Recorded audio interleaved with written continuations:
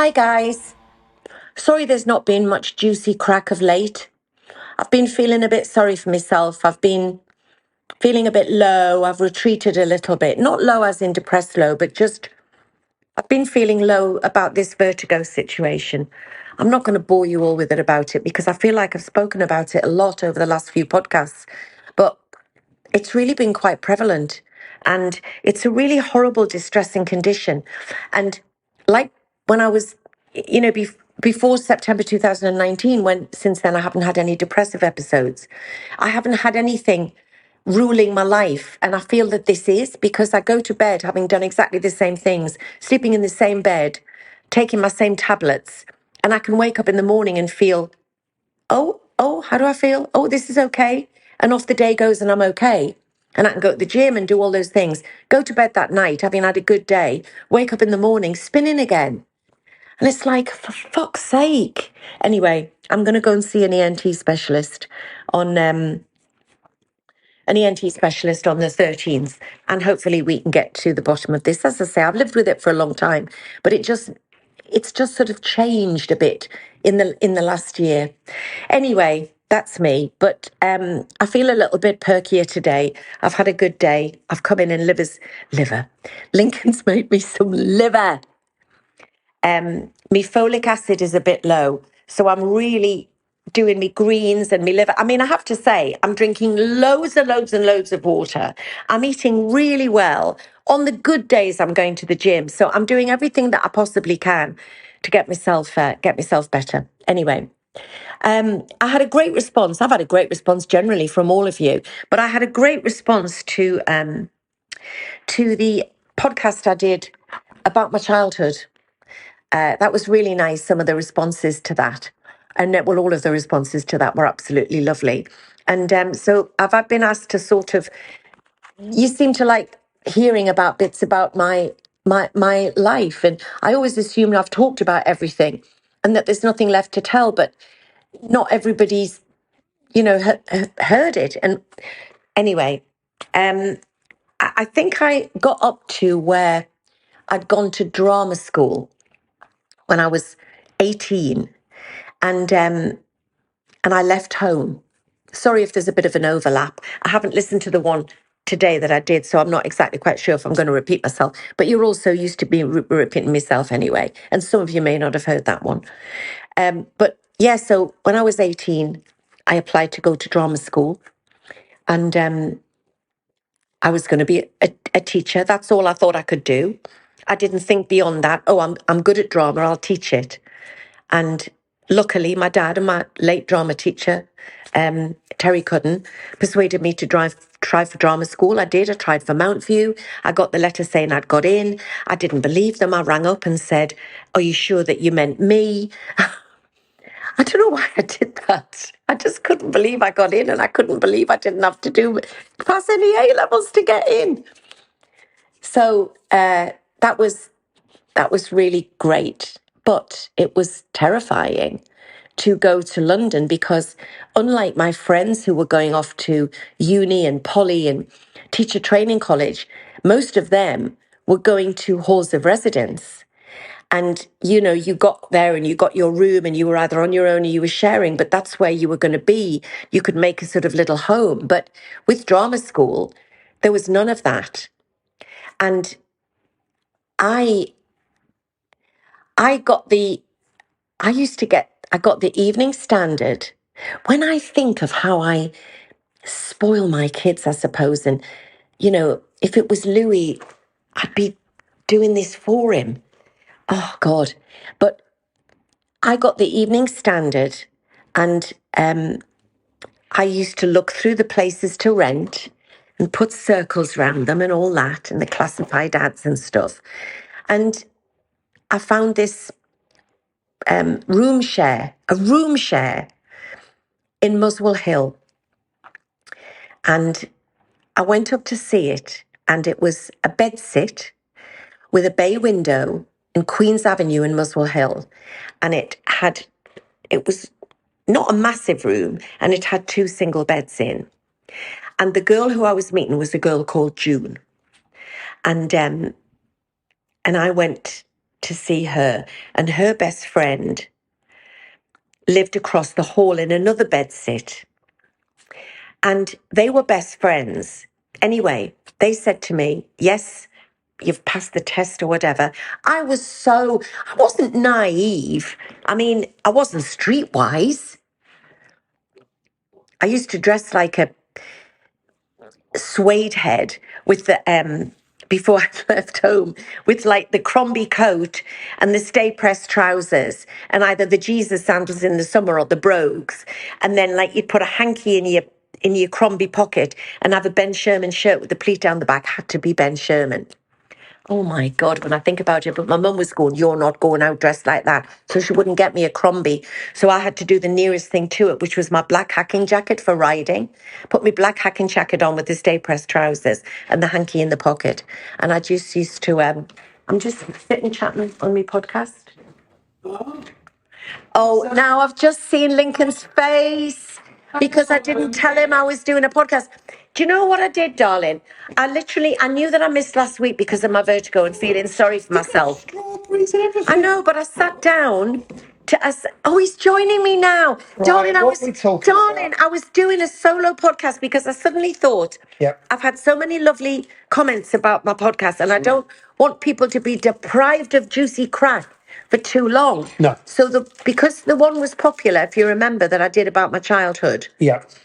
I don't think you were in that one either. The one that was popular about my childhood, I only got up to like me going to drama school and stuff. So I thought I'll just carry on from there. Mm-hmm. So I was talking about when I went to London and how I wasn't in a halls of residence or anything. So I went to stay with the Scottish girls and they were best friends. And that was a massive, massive, massive mistake. Mm. Because if you move in with two best friends, you are always going to be the odd one out. And if the dishes hadn't been done, it was me. If the place was a mess, it was me. And when I think back now, I feel sorry for my little 18-year-old self because I felt really on my own. And you know, when you first go to college or any kind, you don't really know people that well. And there was quite a few people who were at drama school who were from London, so they just went home. This is probably the only other time I've been lonely than when I went to Coronation Street, which I've talked about before. When I first went there, not after a while. So I went to. So anyway, I started at drama school, and it wasn't before long that I made a friendship group, some of whom are still friends to this day. My best friend Rosemary Hurst, she came a little bit later. She was a year younger than me. And we were never, ever going to be friends because I was still, you know, I don't know why, because I was soft as shit, but I had like short, really cropped hair, not like my hair's like now, but really, really cropped hair. I still had the sort of riding jacket and the stay pressed trousers on. And Rose was hippy dippy doodah, hippy dippy flowing dresses, and she always smelled of patchouli oil and, you know, that sort of hippie perfume and everything. So we felt that we had absolutely nothing in common. And then suddenly, for some reason, which I can't remember how, we became friends. And she got married when she was 19 years old at drama school to a guy that who was working on the Sooty show. I think he had his hand up Sweep's arse, not Sooty. Oh, nice. Yeah, but she married him. And I still am friends with my friend Dawn, Pam, Malcolm. We don't see a lot of each other, but we are still in touch with each other.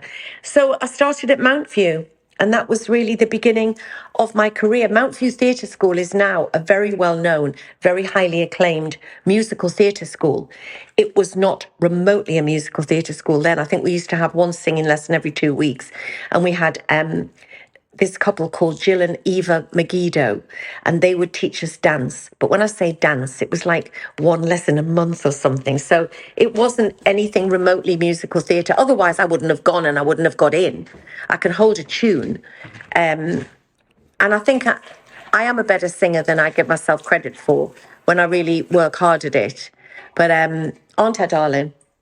Do you think? Yeah. Yeah. So I'm doing a story.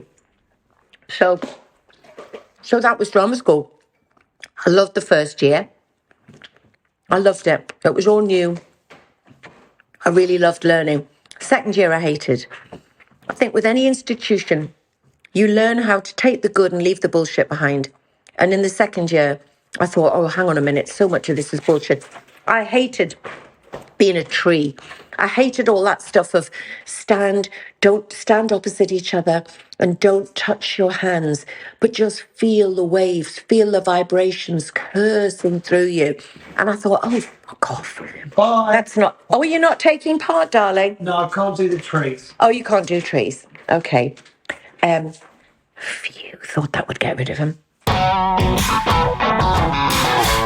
So there was a lot of bullshit went on, and it was also in that I'm not being an inverted snob about the classics. I love some of the classics, but I'm much more of a domestic, is that what you call it? Naturalistic actress. And during the second year, we had to do a piece of Greek tragedy. And I remember I had to play some Greek tragedy in Peirce character. And I had to throw myself over my dying son and do this Greek tragedy speech. And I did it. And I approached it like I would with any part.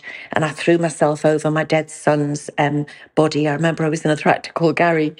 And I cried tears and everything. And at the end, everybody applauded. And I remember the drama teacher went, "Oh my God, the classics for you, my girl. You're wasted with your desire to be a kitchen sink actress."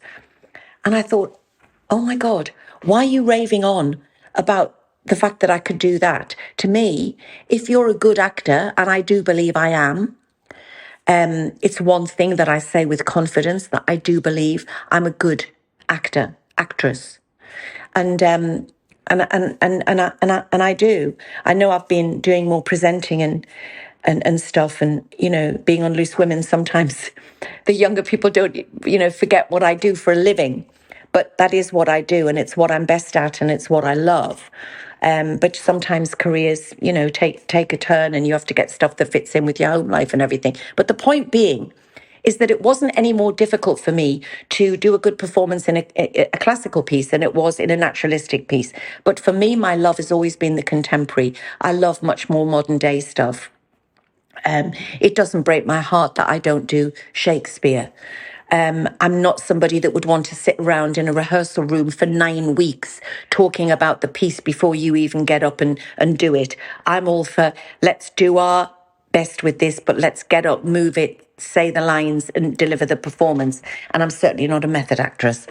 But each to their own. That's how some people like to work. And that's absolutely brilliant. But I'm much more instinctive as an actress.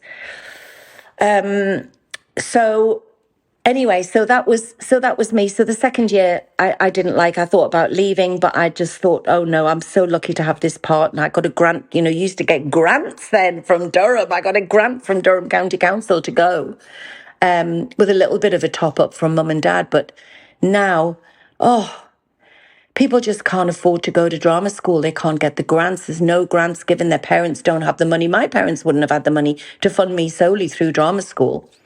But anyway, so I think by this time I was living with other flatmates. I never had great times living with somebody. And then I lived with my friend Bridget.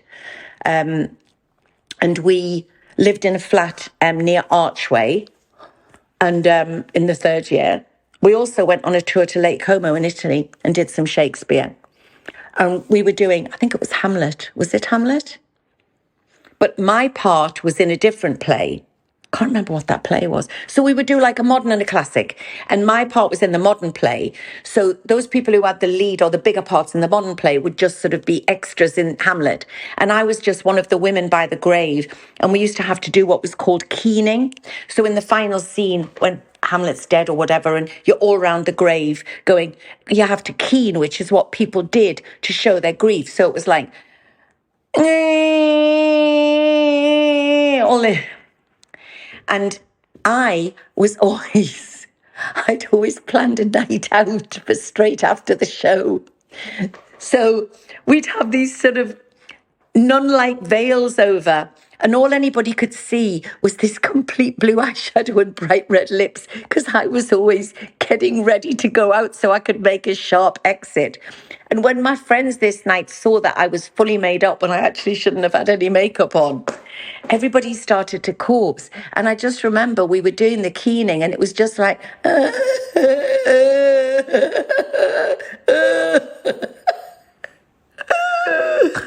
my God. Anyway, we had some really good times. And then Bridget and I, we worked as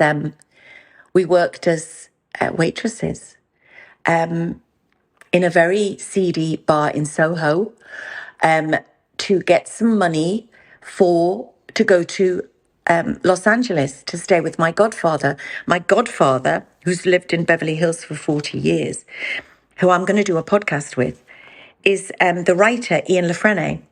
And with his writing partner, Dick Clements, have written some of the greatest classics of our generation, like The Lightly Lads and Porridge and Auf Wiedersehen Pet, and then Spender. Well, he co-wrote a bit of Spender, but nepotism doesn't work for me because Ian didn't even know I'd got the part till I walked on the first day. There you go. What are you doing here? I said, I'm in it. I'm playing Jimmy's wife. God's sake. Anyway, we flew to Los Angeles when we were 20. And I found a journal that I'd kept, beautifully written. Don't know what's happened to my handwriting, so I've got hiccups. But I found a journal when we were clearing out Dad's house of that I'd kept when I was in LA.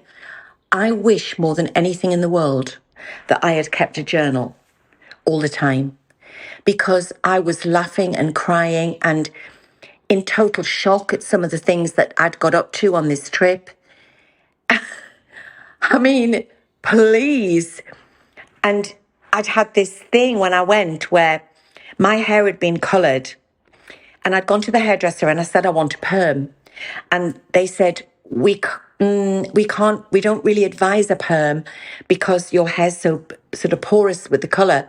If you did want us to perm it, you'd have to sign this disclaimer. And I went, I'll sign the disclaimer, it'll be fine.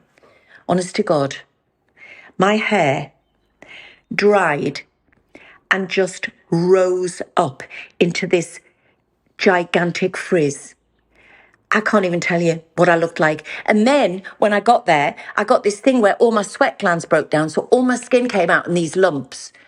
And I was like, oh my God, the most horrendous person that had ever been to America. And Bridget was really slim and really gorgeous and red-haired beauty. And I looked like that, horrendous. So she would get like all the fit ones and I would get the ugly friend. Oh my God, anyway. It said that we met these guys and we went out and then we had a spin out on this motorway in a Jensen Interceptor. What? Don't even know what one of those is. Oh my God, all sorts of things. It said that my Uncle Ian is married to, I call her my godmother. She's not. Ian's my godfather, but I call Doris my godmother. She is barking mad, American, amazing woman, artist, crazy as fuck. And we adore her, but she is absolutely crazy. And it goes to show that she was then, because this was 1978. And when we got to the house, this is in my journal, in my diary, Ian said, don't go in there. Doris is in there with Faye Dunaway wrapped in cellophane. I mean, what? They were doing some kind of treatment, and it meant that they couldn't be disturbed because they were wrapped in cellophane, doing some kind of yoga weird treatment. And anyway, Doris has just she's actually this week, she is flying to Egypt. She's 80, Doris. She bends herself double with yoga. She literally can bend down and put her head on her knees and right on between her legs. Honestly, it's unbelievable. And she didn't start doing it till she was 60. Ex-heroin addict, ex-cocaine addict, got clean in her 60s. Her stories are legendary. She is the sister of Sylvie Vartan, who was married to the singer Eddie Vartan. Is that right? Yeah. And then Doris married Johnny Halliday, the French singer, who was Sylvie's brother. Is that right? Sylvia's brother says. Is that a song? No, Sylvia's mother says. Anyway, and she's just had this rock and roll life, and she's fascinating, and she's doing a book, and I'm glad she is, and I'll tell you when and if it ever comes out, because it will be unbelievable. So that was me in America, and we had all these, exciting times, and went up to San Francisco, where I don't remember, had my bag stolen in San Francisco, don't remember, but it was nice to read what kind of a time I had. Anyway, then after leaving drama school, at my drama school, it was very much a theatre school. We rarely talked about television. We did no preparation for television. I don't even think we did a television workshop. It was all to do with theatre, and that's all we wanted to do. Nowadays, there's all this quick fix to fame, and what talent show can I go on to get famous? What reality show can I go on? And I love reality TV, so I'm not knocking it. I'm just saying that this desire to be famous was never there in my day. If you were to become famous, it was because of the nature of your job. And if you were successful in my industry, in the acting industry, then, as a natural progression, you would possibly become famous. But that was never the raison d'etre at all, because we were just thinking of doing theatre. I just wanted to do rep and travel around the country. Then, of course, back in the day, you had to join the Actors Union Equity. I loved those days because you felt like you'd done your apprenticeship. So it was a real catch-22 situation, though, because in order to work, you had to have your equity card. But in order to get your equity card, you had to work. And most theatre companies, repertory companies, small touring companies, theatre and education companies would have 2 cards to give away a year. 2. And that was, and I've told the story before of how when I eventually got my equity card after 9 months of being out of work and working in every kind of waitress, rank Xerox, loads of different jobs, that I got offered 2 equity cards within the same 5 minutes. But it is interesting to know what the trajectory of my life would have been had I taken the live theatre in Newcastle, live theatre company, which Tim Healy, my boy's dad, worked for. But I took the Watford Palace Theatre one because my then became my husband was in London, and I chose that one. And it just would have been, my God, a completely different trajectory, because although I did go on to get with Tim, it was years and years and years later. It wasn't then. And he already had a girlfriend then, and we didn't like each other, and all of that went on.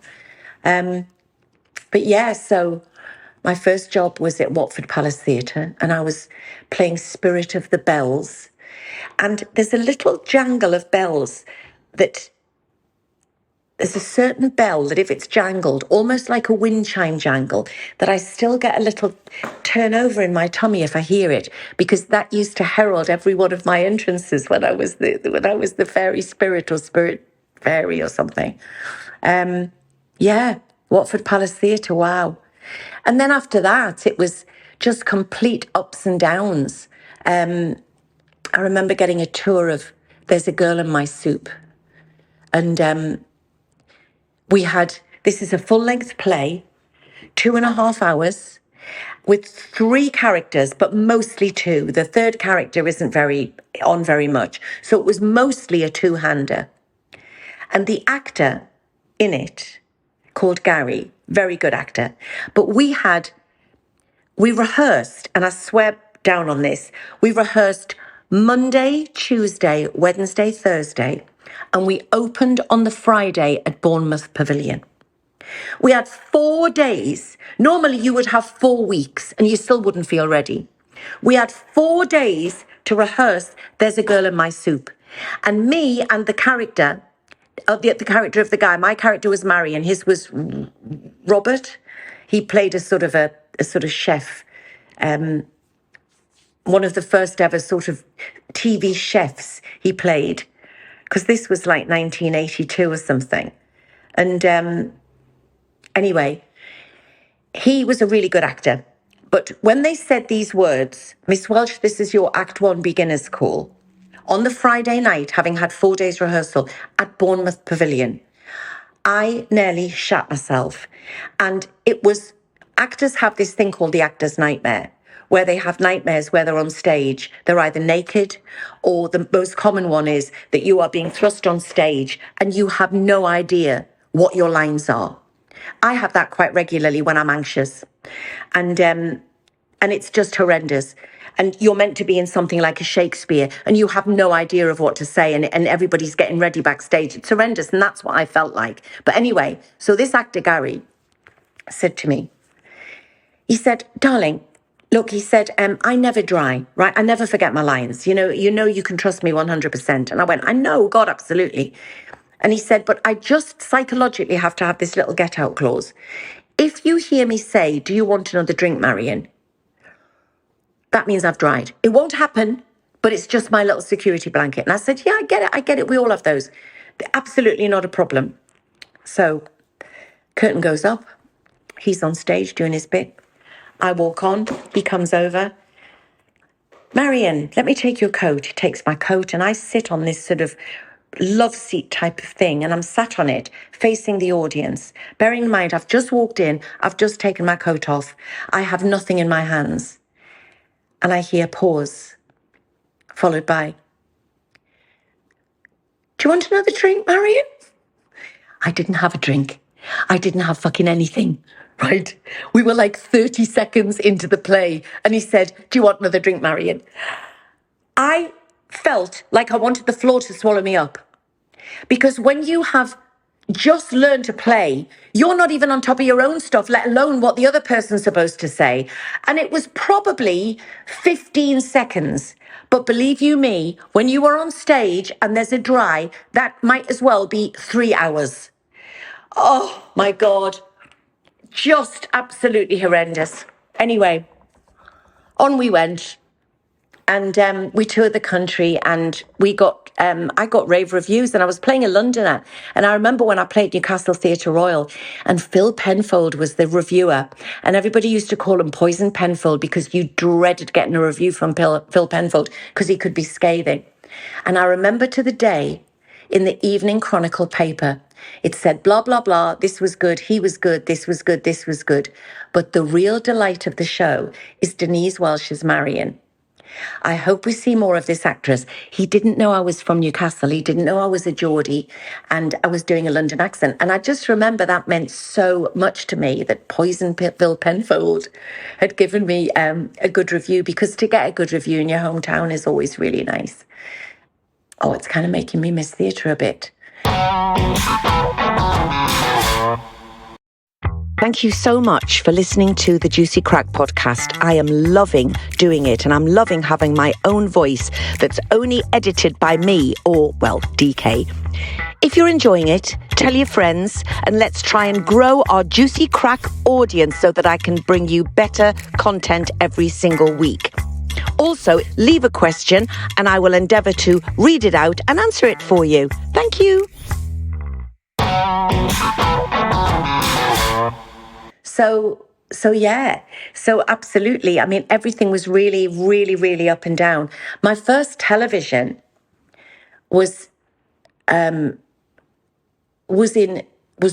scene in a series for Tyne Tees called Barriers, and it starred Benedict Taylor. What's happened to Benedict Taylor? God, he was so good looking. And I had to play, was it an estate agent or a travel agent? A travel agent, I think. And it was one scene, and he had to come in and flirt with me. And he had to say, I just wondered if you'd fancy going out on a date. Do you like music?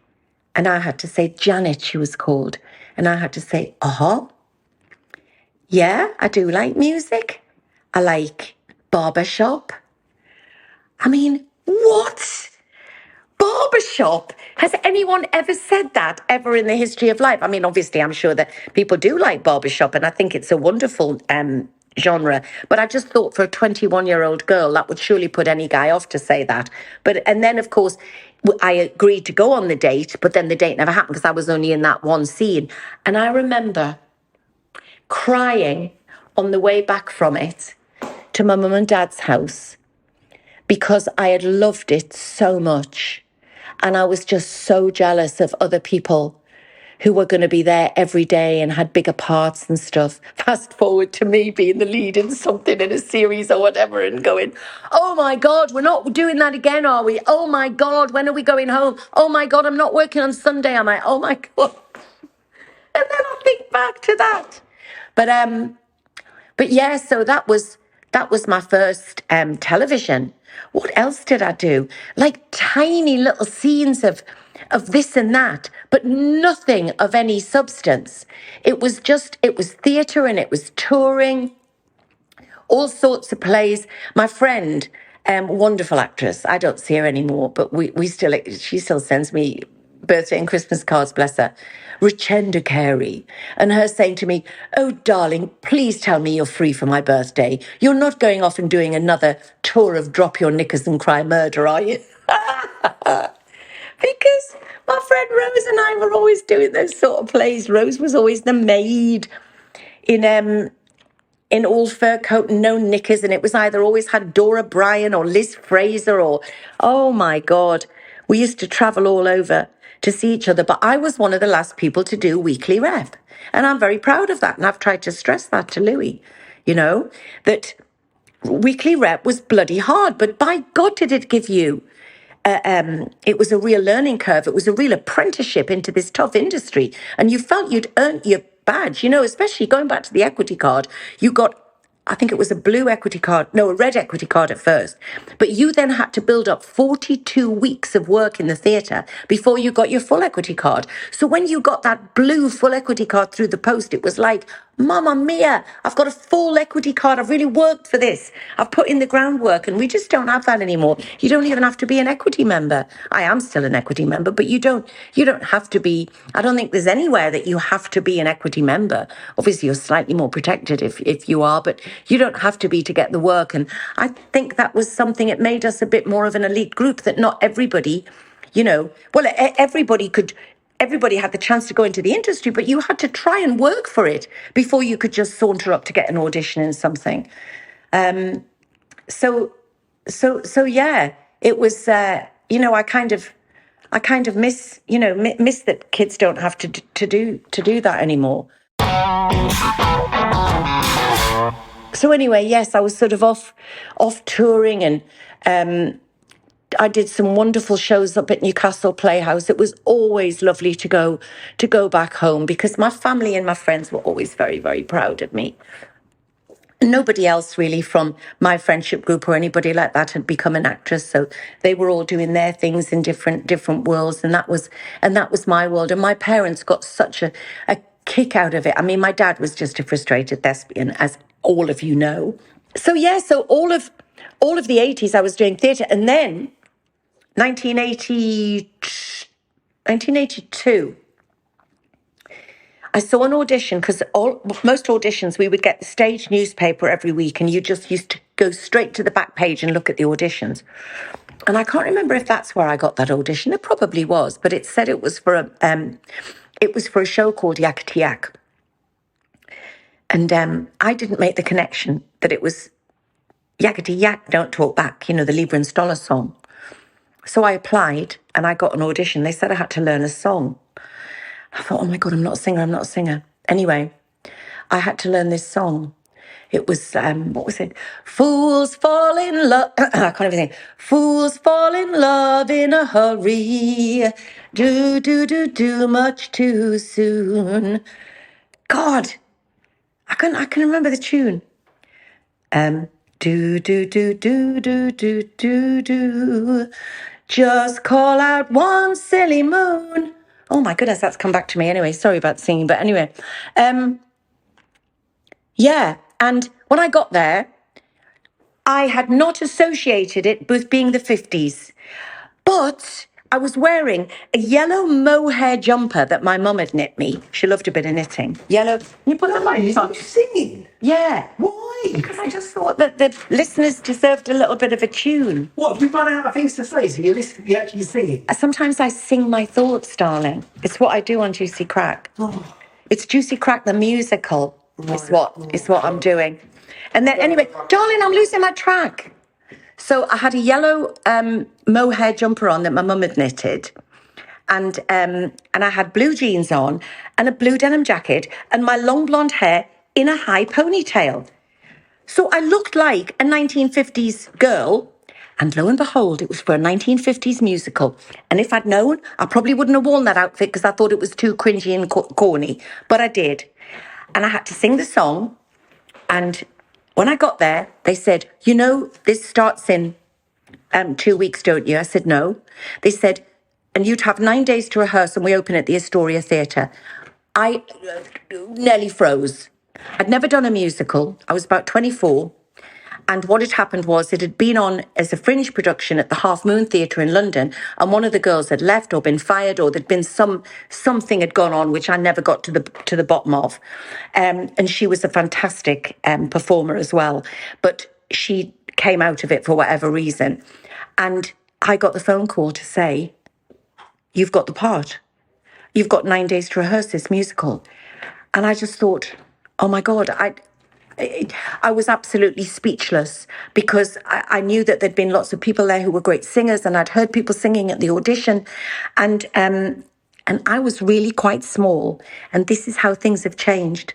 I remember being at Mum and Dad's house, and the director rang me up, or not the director, but somebody on the production team rang me up and said, "You start in a week's time.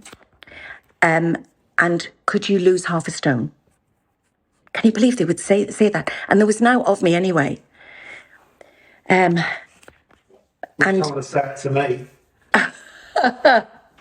and but Link, Yeah. you have I've lost a bit. you have lost half a stone. Yeah. I know you have. I'm very proud of you. I'd like to lose another half stone. Well, yeah, but you've lost half a stone, which is brilliant. With Light to Life flexi fasting, very, very good, and eating healthy, and we've taken carbs out at the minute. So I got the part, and I turned up at the and oh my God, it was so exciting. The Astoria, which is not there now, they turned it into a dinner theatre for Yakety Yak. So it was all Lieber and Stoller songs. So it was a sort of a 50s love story with all of these Lieber and Stoller songs, like, you know, Ain't Nothing But a Hound Dog and Turtle Dovin and all these different songs all hung on it. And it was me, amazing cabaret star, still going strong, Eve Ferret, wonderful musical theatre actress Tracy Perry, the band for the oldies amongst you, Darts, Daddy Cool, and Darts, and all four of the McGann brothers, Paul McGann, Mark McGann, Joe McGann, and Steve McGann. And Steve was 19, and I was about 23, Mark and Paul 24, 25, Joe was about 26. Unbelievable. That's how young we were. And it was just the best time. I remember standing at the microphone on the first night, and I remember looking out, and there was Shakin' Stevens and Lulu and Boy George and Duran Duran, and it was like this really cool audience. And there was me stood in cut off what do you call that material, lycra. I mean, there wasn't a picking on me. But that thing to lose half a stone, I remember getting off the W7 bus from Crouch End to Muswell Hill, getting off the bus and throwing up outside the bus. I felt so ill trying to starve myself. You know, never would I do that again. And that's been a real focal point of mine, especially with young models I've known or friends of mine whose daughters have gone into to modelling, because they still get that in that industry, and it's absolutely appalling. Anyway, so... yeah, it was just brilliant. I was in a musical, and we had everybody came to the show, and Paul McGann was a massive heartthrob at the time. And I had to sing Stand By Me with him, sat at the front of the stage, and then we had to kiss. And everybody used to scream, and I was like the envy of all the girls. I was like the Linda McCartney in the West End because everyone was jealous of Linda and Paul. Oh my God. It was just, and all my family came down and you know what, as well, everybody thinks of London being a 24-hour city, and it is if you know the very discreet places to go or you know the illegal places to go. But when I was sort of 24 years old in the West End, my dad, who always wanted a party, we'd come outside the theatre and go, where should we go? Where should we go? I said, Dad, everything closes at 11. Don't be so bloody stupid. This is London. Said it does. But what me and the cast would do, we would go in taxis when we finished to this restaurant in Finchley, in North Finchley, that would stay open for us.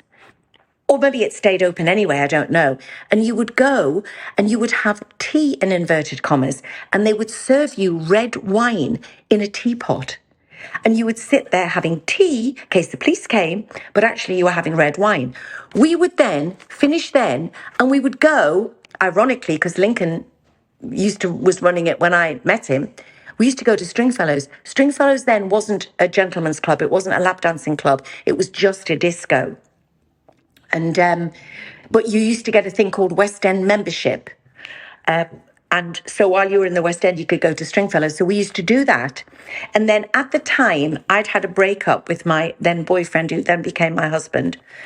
God. Oh, it was just a nightmare. Yeah. Oh, God, I'm so open. I always want to sort of talk about everything. He was so jealous, and he'd walked into the theatre one night, and on the dress rehearsal, not one night, on the dress rehearsal, and you can imagine how scared I was. We'd had 9 days, and I'm in a musical, a West End musical, and I'd hardly had any singing experience. And me, Tracy, and Eve was singing at microphones on the front, singing nights on Broadway. And the Darts were there, and, amazing band, the Darts. And suddenly, at the back of the theatre, there were these saloon doors, that cowboys burst through, because they'd made it like a dinner theatre where you would come and you would get your chicken and chips and watch the show. So cool. Anyway, suddenly, the saloon doors opened at the back of the theatre. And, like in a film where you'd have the orchestra playing and it would go, it was like that with the band. And my then boyfriend stood there and said, which one of you is basically having it off with her, is pretty much what he meant. Can you imagine? None of them were. I'll have you know. I was so mortified. I can't even tell you. It still stays with me to this day. Anyway, I got home that night. This is the night before I opened in the West End. And him and I lived in a bedsit in Muswell Hill, another bedsit in Muswell Hill, in Elms Avenue.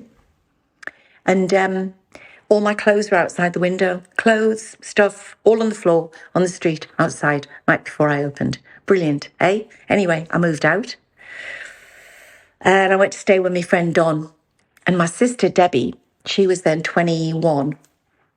And she had left beauty school. And she'd left beauty school. And she had come down and was working in the... God, these things are coming back to me. The Teo Clinic in Knightsbridge. She was getting some work experience, so she was working there and doing sort of waxing and weaving and all these different things. And she was also staying with Don. For some reason, we were both staying at Don's in Tottenham. And as I was getting in, it's 6 and 7 in the morning, Debbie was going to work. And then I would sleep in the day, get up at 4, go up to the theatre, warm up, and then do the show. Rock and roll. Mind, it's not like I didn't carry that on till later in my life. But so yeah, Yakety Yak. And then because I'd come out of I think we ran for about 6 months in the West End. And the next job I got after that was another 50s musical. So I then played Sandy in Greece at Leicester Haymarket. And guess who played Danny? The guy who burst through the saloon doors. More to follow.